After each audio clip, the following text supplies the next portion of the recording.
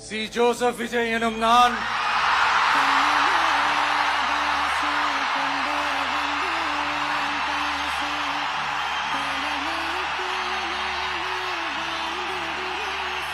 சட்டப்படி அமைக்கப்பெற்ற இந்திய அரசியல் அமைப்பின்பால் உண்மையான நம்பிக்கையும் மாறா பற்றும் கொண்டிருப்பேன் என்றும் இந்திய நாட்டின் ஒப்பில்லாத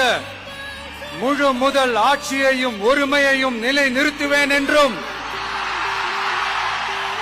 தமிழ்நாட்டு அரசின் முதலமைச்சராக உண்மையாகவும் உளச்சான்றின்படியும்